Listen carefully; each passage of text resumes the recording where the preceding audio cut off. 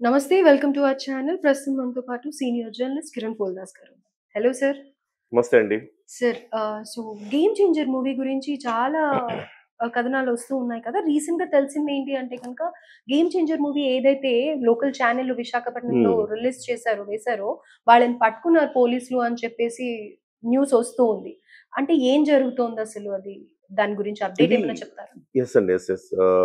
తాజాగా ఇవాళ ఈ అప్పలరాజు ఎవరైతే ఏపీ లోకల్ టీవీ అని పెట్టుకొని గాజువాకలో ఒక ఏరియాకి ఈ సినిమాని ప్రసారం చేసేసాడు.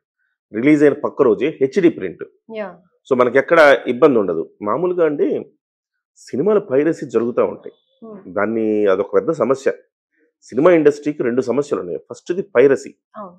ఈ పైరసీని మీద అనేక మంది ఫైట్ చేస్తూనే ఉన్నారు. పైరసీని అదుపులోకి తేవాలని. పోలీసులు కూడా వాళ్ళ వంతు కృషి చేస్తున్నారు. హ్మ్. హై టెక్నికల్‌గా దొరకకుండా చేస్తున్నారు ఇవన్నీ. ఓకే. పోలీసులు కూడా ఇంకాస్త సాంకేతికత పెంచుకొని వాళ్ళని పట్టుకోవాల్సిన అవసరం ఉంది. హ్మ్. కానీ మీకొచ్చిన పైరసీలన్నీ కూడా సినిమా చూడబుల్‌గా ఉండవు. అవును. అంత గందరగోళంగా రణగొణ ధ్వనులతోటుంటాయి. విజువల్ బావుండదు. షేప్ ఉండదు. ఇట్లా వంకరగా పెట్టేసుంటారు. ఏదో థియేటర్‌లో తీసేస్తాడు, వదిలేస్తాడు. అవును. కానీ దుర్మార్గం ఏంటంటే ఈ గేమ్ చేంజర్‌కి మాత్రం ప్రింట్ బ్రహ్మాండంగా ఉంది. HD print. అవును. అదీగాక ఇంత ధైర్యంగా గుండెలు తీసిన బంటు అంటారు గదా! ఇంత ధైర్యంగా ఒక కేబుల్ టీవీలో ప్రసారం చేశారంటే ఎట్లా ఆలోచించాలి మనం? అప్పల్ రాజ్ అనే ఒక అర్భకుడు దాన్ని ప్రసారం చేస్తాడా? Cable TV owner. ఇది వందల కోట్ల వ్యవహారం గదా! హ్మ్. ఉన్నది కూటమి ప్రభుత్వం గదా! కూటమి ప్రభుత్వం ఉందని తెలుసు. స్వయాన మెగా ఫ్యామిలీకి సంబంధించిన సినిమా అని తెలుసు. ఇక్కడ డిప్యూటీ సీఎం పవన్ కళ్యాణ్ అని తెలుసు. అయినా గాని వాడు ప్రసారం చేశాడంటే వాడు ఎంత గట్సీ అనుకోవాలి. అంటే అది ఆ గట్సు వాడికొచ్చినాయా? వాడి హ్మ్. వెనక ఎవరైనా ఒక వ్యవస్థ నడిపిస్తోందా వాడిని అనేది అనుమానం వస్తోంది. ఓకే. ఇవాళ మీరు పోలీసులు కూడా చాలా సీరియస్‌గా యాక్షన్ తీసుకోవాలి. కేవలం బయట కనిపించే ఒక అర్భకుల్ని, అమాయకుల్ని లాంటి వాళ్ళని కాకుండా వెనకున్న కుట్రదారులను అరెస్ట్ చేయాలి. ఇవాళ వాడిని అరెస్ట్ చేశారు. దాడులు చేశారు. మొత్తం సీడీలన్నీ తీసుకున్నారు వాడి దగ్గర.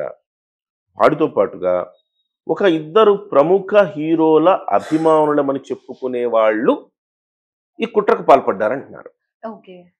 45 మందిని గుర్తించారు పోలీసులు. ఓకే. ఒక్కొక్కళ్ళనిగా వాళ్ళందరిని కూడా అరెస్ట్ చేస్తున్నారు. తీయగలాగితే డొంక కదులుతుందన్నట్టుగా వీళ్ళందరినీ కూర్చోబెట్టి మంచి ట్రీట్మెంట్ ఇస్తే అసలు దొంగలెవరు? అసలు కుట్రదారులెవరనేది బయటకొస్తుంది. సో, అప్పుడు అలాంటి కుట్రదారులెవరో కొన్ని సంచలనమైన విషయాలు బయటకొచ్చే అవకాశం ఉంది అని పోలీస్ శాఖ నుంచి వార్తలొస్తున్నాయి మనకి. ఓకే. అది అంటే మన వరకు తెలియచేస్తారంటారా? అలాంటి విషయాలేమైనా ఉంటే? డెఫినెట్‌గా తెలియజేస్తారు. కానీ నేను చెప్పిన ఆ ఇద్దరు ప్రముఖ హీరోలకు ఏం సంబంధం ఉండదు. హ్మ్. హ్మ్. వాళ్ళు అందరూ మంచి ఫ్రెండ్స్ అండి ఇండస్ట్రీలో. అంతెందుకు నేను చెప్పేస్తా ఓపెన్‌గా. అల్లు అర్జున్ ఫ్యాన్స్, ఎన్టీఆర్ ఫ్యాన్స్ అంటున్నారు. హ్మ్. కానీ అల్లు అర్జును స్వయాన రిలేటివ్. ఎంత ఇద్దరి మధ్య కోల్డ్ వార్ ఏదైనా ఉన్నా, ఒకవేళ 2 ఫ్యామిలీల మధ్య కోల్డ్ వార్ ఉన్నా, ఇలాంటి దుర్మార్గమైన చిల్లర పనులు వాళ్ళు ఎందుకు అవును. ప్రోత్సహిస్తారు? ఎవరు ప్రోత్సహించరు. అలాగే జూనియర్ ఎన్టీఆర్, రామ్ చరణ్ చాలా సోదరుల్లా ఉంటారు. ఇద్దరి మధ్య అత్యంత మంచి బాండింగ్ ఉంది. మార్చిలో రామ్ చరణ్ పుట్టినరోజు, జూనియర్ ఎన్టీఆర్ వైఫ్ పుట్టినరోజు పక్కపక్కనొస్తాయి. హ్మ్. ఒకళ్ళ పుట్టినరోజు తర్వాత ఒకళ్ళ పుట్టినరోజు వాళ్ళు కలిసి జరుపుకుంటారు. సో, ఇంత మంచి బాండింగ్ ఉంది. ఈ బాండింగ్ ఉన్న నేపథ్యంలో వాళ్ళకి ఎలాంటి సంబంధం లేదు. సరే ఒక్కొక్కసారి కానీ ఫ్యాన్స్ దురభిమానం మధ్యలో కూడా రైవల్రీ వాళ్ళు క్రియేట్ చేసుకొని చేసే రైవల్రీ ఛాన్సెస్ ఇదంతా వాళ్ళు క్రియేట్ చేసుకోవడమే రైవల్రీ తప్ప, ఇందులో హీరోలకి ఎలాంటి సంబంధం లేదు. వాళ్ళంతా మంచిగా స్నేహపూర్వకంగా ఒక కుటుంబంలాగా కలిసిమెలిసి ఉంటున్నారు. వీళ్ళకేమొస్తది? వీళ్ళకే కొంత తెగులు పుడుతది. వీళ్ళిప్పుడు అది పనిగా ఇట్లాంటి ఈ హెచ్‌డి ప్రింట్ కూడా విదేశాల నుంచి వచ్చింది అని చెప్తున్నారు. ఓకే. ఆ విదేశాల్లో ఏ దేశంలో వేస్తే ఎవడు రికార్డ్ చేశాడు? దాన్ని ఇక్కడి దాకా ఎలా వచ్చింది? ఎంతమందికి షేర్ చేశారు? ఎన్ని వెబ్‌సైట్‌లో పెట్టారు? ఆ వెబ్‌సైట్‌ల అడ్రెస్‌లేంటి? ఆ నిర్వాహకులెవరు? వీళ్ళందరిని కూడా ట్రేస్ చేయాల్సిన అవసరం ఉంది పోలీసులు. ఓకే.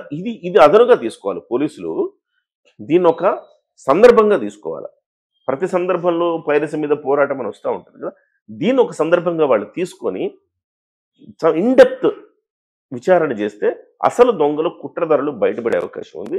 తద్వారా రెండోసారి సినిమాని ఈ రకంగా పైరసీ చేయాలంటే భయపడేలాంటి ట్రీట్మెంట్ వాళ్ళకి కావాలి. రైట్. చాలా పెద్ద క్రైమ్ కదండి.